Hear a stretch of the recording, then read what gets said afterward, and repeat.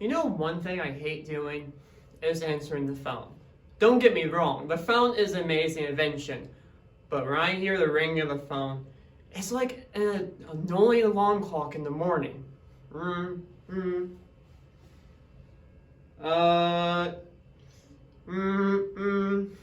As someone with communication skills, I cannot answer this call right now. Anyone? No one? Fine, I'll just answer it. Hello? Hello? Can you hear me? Hello? Oh, hi, Mom. Yes, I'm doing well. I'm in the middle of recording my speech and debate video. Yes, I'll do my chores when I get home. I said I'll do them when I get home. No, I'm not trying to yell at you. Okay. Bye. Love you. Ugh! I hated that phone call. Don't get me wrong, I love my mom. But how many times do I have to say hello or repeat the same thing over and over before you can hear me? The human communication system is an amazing development. We can discuss a number of topics: the weather, gossip, or even how to fix the kitchen sink. Even though it's an amazing development, there are also some problems in speaking, ranging from saying sounds incorrectly, from able to produce correct speech sounds, or speak at all. According to the National Institute on Deafness and Communication Disorders, by the first grade, roughly 5% of children will have a noticeable speech impediment, dysarthria, apraxia, speech sound production, or dysarthria. For me, this is my reality. I go through a motor planning glitch, which means all the neurological events that take place in my head to produce a correct sound is where my problem is for me. Speech impediments don't get a lot of representation for them. Speech therapists hardly get any support through schools, and the individuals affected by them get bullied or interrupted because they can't speak correctly or can't say what they want to say. So first, we're going to be speechy and understand what are the different types of speech impediments. Second, we are going to look into my head and understand the process of speech. And last, we are going to look into the psychological damages that are affected when people think it's okay to steal their voice. So, you have probably had some voice problems at some time. Maybe you went through puberty and you lost your voice. You probably went at a crowd and cheered too loud. Or you went through puberty and it cracked a lot. Some voice problems last for a short amount of time, while others last longer, or you were just born with it. As a child, you are constantly trying to speak, from trying to get a cookie, from saying ooh and ah sounds, or yelling at the top of your lungs. Because your mom won't get you the Thomas and Train's Action Mountain train set you really wanted as a child. There are three main types of speech impediments: articulation, fluency, and voice disorders.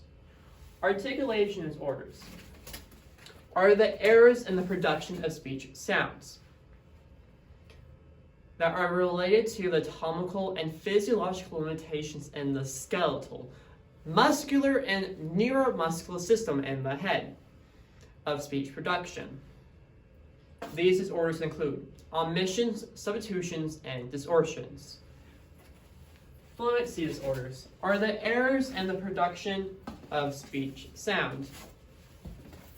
This is where the rhythm and timing of speech is interrupted because of fluency. The most common fluency disorder is stuttering.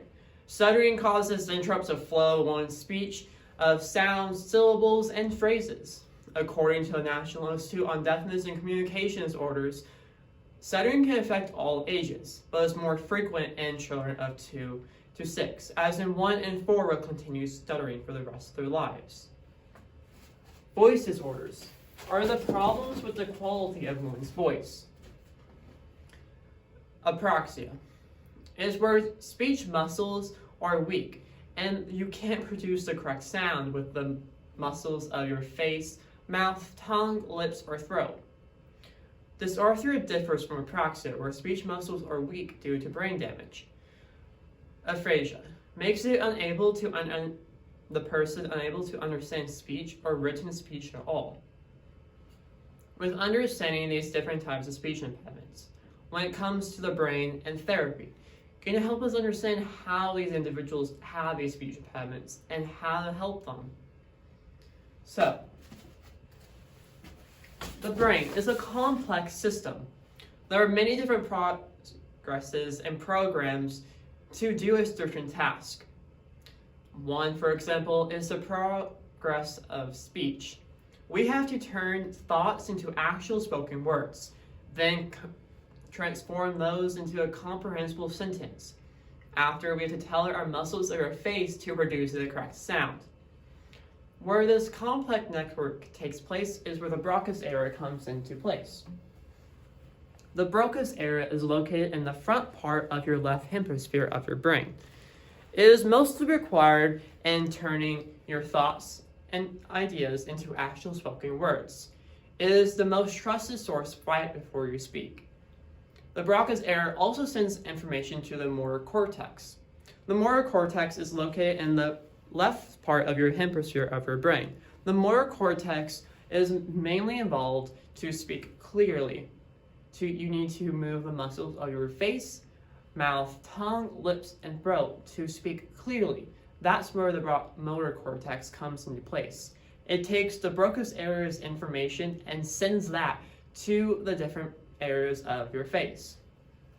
Next is the Wernicke's area. The Wernicke's area is located in the temporal lobe just behind your ear. It is mainly involved in understanding speech, sound, and written speech. Speech therapy is the assessment of treatment of speech impediments. They are mostly performed by speech-language pathologists, also known as speech therapists.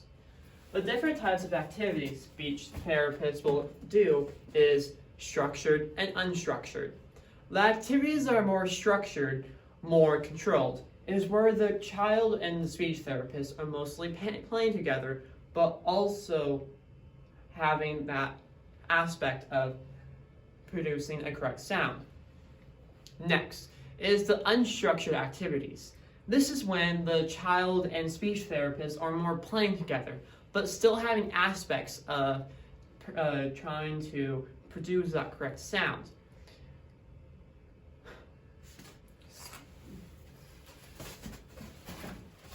When a person with a speech impediment goes to a store or tries to speak for themselves, they are often bullied and interrupted, and most of all, their voice is stolen by others that think it's okay. When we go to a store, the way people talk, listen, and communicate is how we are able to express a limited number of topics and our feelings. As I just stated, when a person with a speech impediment goes and tries to speak for themselves, they're interrupted, bullied, and most of all, their voice is stolen by others that think it's okay. This causes so much harm on their psychic damages of their head. It will cause them to feel self-conscious about their impediment and withdraw socially and won't even speak at all. The added pressure of speech therapists can cause a child to act out or be afraid of it. And when a child feels self-conscious about their speech impediments, they may just stop speaking and not partake in speech therapy. As according to an article by Dr. Predlock on the Department of Communication Disorders in the University of Vermont, not taking place behavioral challenges and a speech language disorder, not taken correctly in the right way, will cause behavioral challenges in grade retention, high school dropouts, and potentially not able to speak at all. What peers, teachers, and caregivers need to take in mind is that speech and language skills are developed at different times and at different rates. Yes, a child will skip an age bracket, and mostly they will continue and later on catch that skill bracket again. Or they might not, and they might just forget about it in the last place. But you need to understand that you need to give people time to speak. Yes, you should know what you need to say, but also speech language skills are so hard to talk about. So,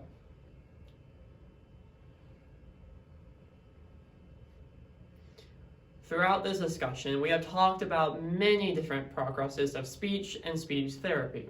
We have learned what speech impediments are, how they are treated, and the psychological damages one can get. As I have tried to speak and spoke for myself today, I have struggled to speak today. I have struggled to what I want to say, and I mostly haven't gotten to say enough, but I struggled.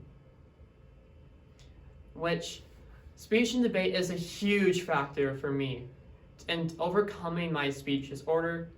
So, can you hear me now?